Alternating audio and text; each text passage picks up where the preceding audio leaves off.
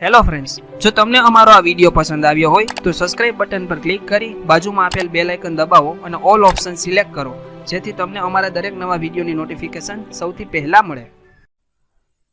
Hello friends, કેમ છો? મજામાં? તો સ્વાગત છે તમારું યુટ્યુબ ચેનલની આ ડિજિટલ સિરીઝમાં, જેની અંતર્ગત રોજ ધોરણ 9 અને ધોરણ 10ના વિદ્યાર્થીઓ માટે ગણિત વિષયના વિડીયોઝ અપલોડ કરવામાં આવે છે. તો આજે આપણે જોઈશું ધોરણ 9ના ગણિત વિષયનું ચેપ્ટર નંબર 7, જેનું નામ છે ત્રિકોણ. તો આજે આપણે જોઈશું આ ચેપ્ટરનો ભાગ નંબર 32. આગળના 1 થી 31 સુધીના પાર્ટમાં આપણે આ ચેપ્ટરની પ્રસ્તાવના જોઈ લીધી, ત્યારબાદ ઉદાહરણ નંબર 1 થી 9 જોઈ લીધા. આ ઉપરાંત સ્વાધ્યાય 7.1ના દરેક દાખલા, સ્વાધ્યાય 7.2ના દરેક દાખલા અને સ્વાધ્યાય 7.3ના દરેક દાખલા, આ ઉપરાંત સ્વાધ્યાય 7.4નો દાખલા નંબર 1 જોઈ લીધેલો છે. આ ઉપરાંત પ્રમેય નંબર 7.1 થી પ્રમેય નંબર 7.6 6 પ્રમેય પણ જોઈ લીધેલા છે. તો 1 થી 31 પાર્ટની લિંક મેં નીચે ડિસ્ક્રિપ્શન બોક્સમાં આપેલી છે, ત્યાંથી તમે દરેક પાર્ટ ચેક કરી શકશો. તો આજે આપણે જોઈશું સ્વાધ્યાય 7.4નો દાખલા નંબર 2 અને આગળના દાખલાઓ. આ ઉપરાંત ગણિત વિષયના અન્ય ચેપ્ટર જેવા કે યામ ભૂમિતિ, બહુપદીઓ, રેખાઓ અને ખૂણાઓ જેવા ઘણા બધા ચેપ્ટરના સોલ્યુશન્સ પણ આપણે જોઈ લીધેલા છે. તો તેની લિંક પણ મેં નીચે ડિસ્ક્રિપ્શન બોક્સમાં આપેલી છે, ત્યાંથી તમે અન્ય ચેપ્ટર જોઈ શકશો. તો ચાલો જોઈએ સ્વાધ્યાય 7.4નો દાખલા નંબર 2ની રકમ.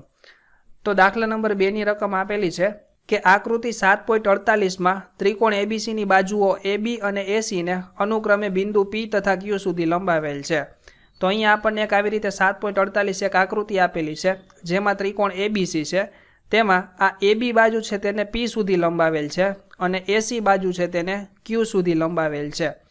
આગળ કહ્યું છે કે વળી ખૂણો PBC લેસ ધેન ખૂણો QCB, મતલબ કે ખૂણા PBC એટલે કે આ ખૂણો, PBC એટલે કે આ ખૂણાનું માપ તે ખૂણો QCB એટલે કે આ ખૂણાના માપ કરતાં કેવું છે? ઓછું છે. મતલબ કે આ ખૂણો નાનો છે અને આ ખૂણો કેવો છે? મોટો ખૂણો છે. તો અહીંયા સાબિત કરવાનું કહ્યું છે કે AC ગ્રેટર ધેન AB, મતલબ કે આ AC બાજુની લંબાઈ તે આ AB બાજુ છે તેના કરતાં મોટી છે, તેવું આપણે સાબિત કરવાનું કહ્યું છે. તો કઈ રીતે સાબિત થશે? તો ચાલો જોઈએ. તો અહીંયા આપણને આ વસ્તુ રકમની અંદર આપેલી છે કે ખૂણો B છે તે ખૂણો C કરતાં કેવો છે? નાનો છે. તો અહીંયા વસ્તુ રકમમાં આપેલી છે, તો આપણે અહીંયા લખવાનું કે ખૂણો PBC લેસ ધેન ખૂણો QCB. કારણની અંદર શું આવશે? તો કે પક્ષ. કારણ કે આ વસ્તુ આપણને રકમની અંદર આપેલી છે, માટે કારણની અંદર લખવાનું પક્ષ. હવે આપણે રેખાઓ અને ખૂણાઓ ચેપ્ટર નંબર 6 છે, તેમાં એક કન્સેપ્ટ જોયેલો હતો કે જ્યારે કોઈ એક આવી રીતે આમ રેખા હોય, તેના ઉપર કોઈ એક બિંદુ હોય અને તેમાંથી એક કોઈ આવી રીતે આમ કિરણ નીકળતું હોય અથવા કોઈ રેખાખંડ નીકળતું હોય કે કોઈ પણ આવી રીતે જ્યારે રેખાને આ બિંદુએ આ વસ્તુ છેદતી હોય ત્યારે એક ખૂણો અહીંયા બને છે અને બીજો ખૂણો આ બાજુ બને છે. તો આ એક ખૂણો અને આ બીજો ખૂણો, આ બંનેનો તમે સરવાળો કરો તો આ સરવાળો કેટલો થાય? 180. ધારો કે તમે આને કહો ખૂણો A અને આને કહો ખૂણો B, તો ખૂણો A અને ખૂણો B નો સરવાળો તમે કરો તો કેટલો? 180. તો આ બંને ખૂણાને શું કહેવાય? રૈખિક જોડના ખૂણાઓ. શું કહેવાય? રૈખિક જોડના ખૂણાઓ. તો આ જ કન્સેપ્ટનો આપણે અહીંયા ઉપયોગ કરવાનો છે. બરાબર, કઈ રીતે ઉપયોગ થશે ચાલો જોઈએ. તો જુઓ, અહીંયા આપણે આ ત્રિકોણમાં બિંદુ B પાસે આપણે આ કન્સેપ્ટને યુઝ કરીએ તો કઈ રીતે થશે? તો જુઓ, અહીંયા આ આખી રેખા છે, બરાબર, રેખા AP. તેની ઉપર આ BC રેખાખંડ છે તે બિંદુ B એ છેદે છે. તો એક ખૂણો અહીંયા બને છે અને બીજો ખૂણો અહીંયા બને છે. તો મતલબ કે ખૂણો ABC અને ખૂણો PBC આ બંનેનો સરવાળો કેટલો થાય? 180. તો અહીંયા આપણે લખવાનું કે ખૂણો ABC વત્તા ખૂણો PBC બરાબર 180 ડિગ્રી. કારણની અંદર શું આવશે? તો કે રૈખિક જોડના ખૂણાઓ. આ કન્સેપ્ટ છે તેનો આપણે અહીંયા ઉપયોગ કર્યો છે. તો હવે જુઓ, અહીંયા આપણને રકમની અંદર ખૂણા PBC છે તે QCB કરતાં નાનો છે તેવું કહ્યું છે. તો માટે આપણે અહીંયા ખૂણો PBC છે તેને કરતા બનાવીએ. તો આ ખૂણો ABC છે તે સામેની સાઈડ વહી જશે. તો શું થશે? આવી રીતે પદ મળે કે ખૂણો PBC બરાબર 180 ડિગ્રી માઇનસ ખૂણો ABC. તેવી જ રીતે આ કન્સેપ્ટને હવે અહીંયા બિંદુ C પાસે ઉપયોગ કરીએ. તો જુઓ, ખૂણો ACB એટલે કે આ ઉપરનો ખૂણો, ત્યારબાદ ખૂણો QCB એટલે કે આ નીચેનો ખૂણો. તો આ બંને ખૂણાનો સરવાળો કેટલો થાય? 180 ડિગ્રી. તો અહીંયા લખવાનું કે અહીં ખૂણો ACB વત્તા ખૂણો QCB, એટલે ACB એટલે ઉપરનો ખૂણો અને QCB એટલે નીચેનો ખૂણો, તેનો સરવાળો થશે 180 ડિગ્રી. હવે અહીંયા આપણને QCB આપેલું છે રકમમાં, તો અહીંયા આપણે ખૂણા QCBને કરતા બનાવીએ તો ખૂણો ACB સામેની સાઈડ જશે. તો શું થાય અહીંયા? તો ખૂણો QCB બરાબર 180 ડિગ્રી માઇનસ ખૂણો ACB. આવી રીતે મળીએ આપણને સમીકરણ નંબર 1 અને સમીકરણ નંબર 2. તો હવે આપણે આ બંને સમીકરણને આ જે આપણને વસ્તુ આપેલી છે તેમાં મૂકીએ. તો અહીંયા લખવાનું કે રકમમાં આપણને શું આપેલું છે? તો કે ખૂણો PBC લેસ ધેન ખૂણો QCB. તો હવે આપણે આ સમીકરણ 1 માંથી ખૂણા PBCની કિંમત અહીંયા લખીએ અને ખૂણો QCBની કિંમત અહીંયા લખીએ. તો કઈ રીતે થશે? તો જુઓ, 180 માઇનસ ખૂણો ABC બરાબર શું છે? ખૂણો PBC. તો આપણે આ વસ્તુ છે તે આપણે અહીંયા લખીએ PBCની જગ્યાએ અને લેસ ધેન અને QCBની જગ્યાએ આપણે 180 માઇનસ ખૂણો ACB લખીએ. બરાબર. તો હવે જુઓ, બંને બાજુ 180 છે તો બંને કેન્સલ થઈ શકશે. શા માટે? તો કે આ 180 ડિગ્રીને તમે સામેની સાઈડ લઈ જાવ તો આ પ્લસ છે તો માઇનસ થઈ જશે. તો 180 માઇનસ 180 કરીએ તો જવાબ શૂન્ય થઈ જાય. તો આપણે આ બંને ટર્મને કેન્સલ કરી શકીએ. તો અહીંયા શું વધે? તો કે minus ABC less than minus ACB. આવી રીતે આપણને અહીંયા પદ મળે છે. બરાબર. હવે અહીંયા પણ માઇનસ છે અને અહીંયા પણ માઇનસ છે. તો આપણે આ માઇનસને પણ કેન્સલ કરી શકીએ. પરંતુ જ્યારે આપણે આ માઇનસને કેન્સલ કરીએ ત્યારે અહીંયા આપણને આ જે લેસ ધેનની સાઇન આપેલી છે, આ લેસ ધેનની સાઇન, તે આવી રીતે ગ્રેટરની સાઇન થઈ જશે. શા માટે એવું થશે? તો આપણે તેને એક રકમના નાનકડા ઉદાહરણ દ્વારા સમજીએ. તો જુઓ, અહીંયા તમને શું આપેલું છે કે ABC છે તે નાનું છે અને ACB છે તે મોટું છે અને બંનેની આગળ કેવી સાઇન આપેલી છે? માઇનસની. તો હવે આપણે ધારો કે એક સંખ્યા રેખા હોય આવી રીતે, તો અહીંયા 0 હોય, ત્યારબાદ અહીંયા -1 હોય, અહીંયા -2 હોય, આગળ -3 આવી રીતે હોય.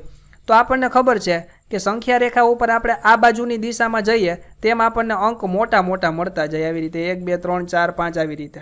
બરાબર. તો હવે જુઓ, અહીંયા તમને -2 અને -3 આપેલા હોય તો આ બંનેમાંથી કઈ સંખ્યા મોટી થઈ? તો કે -2 છે તે મોટી સંખ્યા છે.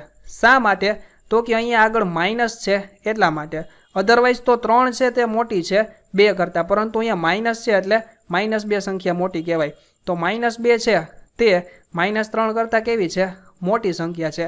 કારણ કે સંખ્યા રેખામાં આ જમણી બાજુ આવેલી છે. તો જે સંખ્યા રેખામાં જમણી બાજુ આવેલી હોય તે મોટી સંખ્યા, ડાબી બાજુ આવેલી હોય તે નાની સંખ્યા. ટૂંકમાં તમે આવી રીતે યાદ રાખી શકો. તો -2 છે તે જમણી બાજુ છે તો તે સંખ્યા -3 કરતાં કેવી છે? મોટી. હવે ધારો કે તમે આમાંથી માઇનસ કાઢી લ્યો તો વધે શું? અહીંયા 3 અને અહીંયા 2.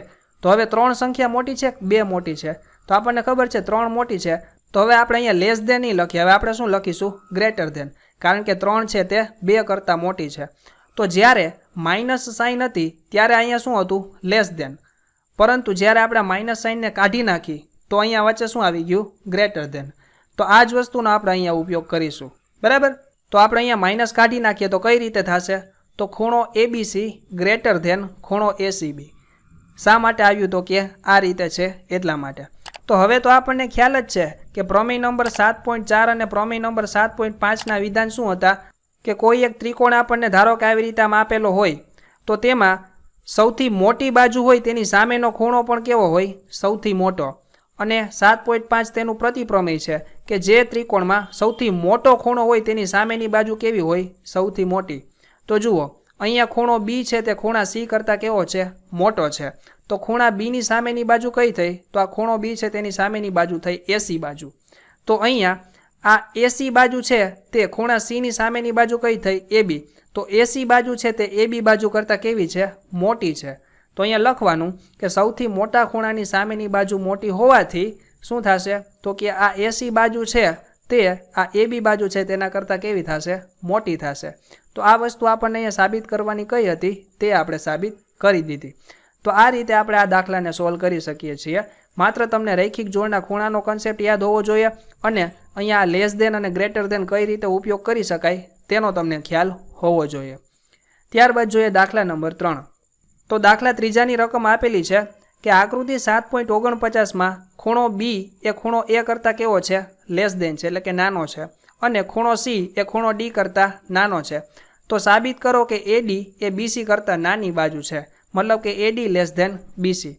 તો અહીંયા તમને શું આપેલું છે કે ખૂણો B છે તે ખૂણો A કરતાં કેવો છે? નાનો છે. તો હમણાં જ આપણે આગળના દાખલામાં પણ જોયું કે પ્રમેય નંબર 7.4 અને પ્રમેય નંબર 7.5 શું સૂચવે છે?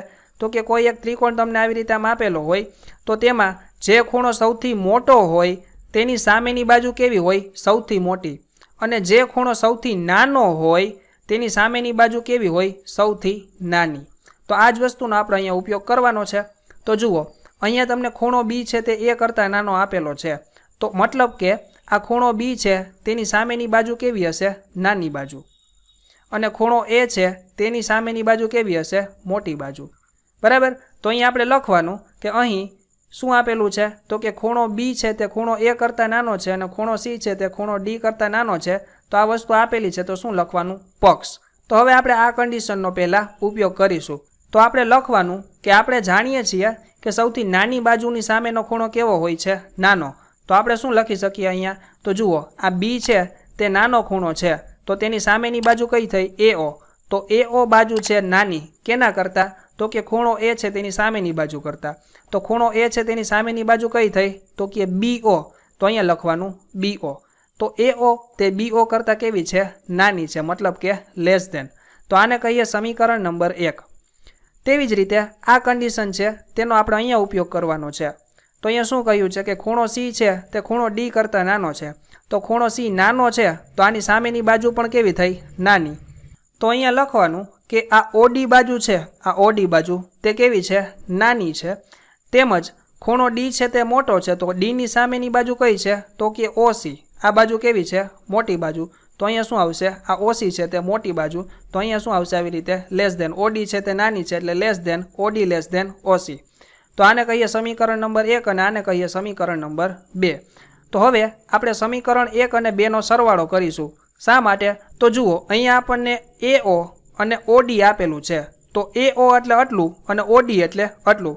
તો આપણે તો આખું એડી જોઈએ છે તો આ બંનેનો સરવાળો કરીએ તો આપણને આખું એડી મળી રહે. બરાબર. તો આપણે સમીકરણ 1 અને 2નો સરવાળો કરીએ તો શું થશે? એઓ વત્તા ઓડી લેસ ધેન બીઓ વત્તા ઓસી. મતલબ કે બીઓ અને ઓસી. તો જુઓ, એઓ અને ઓડીનો સરવાળો કેટલો થાય? તો આ એઓ અને ઓડીનો સરવાળો આખો એ અને ડી બિંદુ છે અંતિમ બિંદુ. તો શું આવશે અહીંયા? એડી. તેવી જ રીતે બીઓ અને ઓસી. તો બીઓ એટલે આટલું અને ઓસી એટલે આટલું. તો આ બેયનો સરવાળો કરીએ તો આપણને બી અને સી અંત્ય બિંદુ ધરાવતો રેખાખંડ મળે બીસી. તો અહીંયા શું લખવાનું? બીસી. અને વચ્ચે કેવી સાઇન આવશે? Less than. તો અહીંયા આપણને શું સાબિત કરવાનું કહ્યું છે? AD less than BC. તો જે વસ્તુ આપણે અહીંયા સાબિત કરી દીધી. તો અહીંયા લખવાનું કે જે સાબિત થાય છે. તો આવી રીતે આ બંને દાખલાને તમે સોલ્વ કરી શકો છો. તો આવી જ રીતે દરેક પ્રકારના દાખલાનું ડિજિટલી સોલ્યુશન મેળવવા માટે જરૂરથી સબસ્ક્રાઇબ કરો આ યુટ્યુબ ચેનલને, જેથી દરેક નવા વિડીયોની નોટિફિકેશન તમારા સુધી સૌથી પહેલાં પહોંચે. Thank you.